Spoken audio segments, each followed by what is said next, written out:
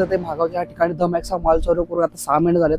पण साखर, ऑइल एकदम कमी दरात आणि योग्य दरात इथं दमॅक्स एकच जागा काय होते मग ह्या ठिकाणी घरपोच ही सेवा आम्ही दिली जाते.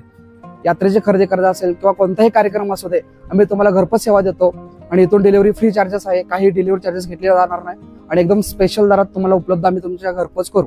धन्यवाद, आभारी आहे.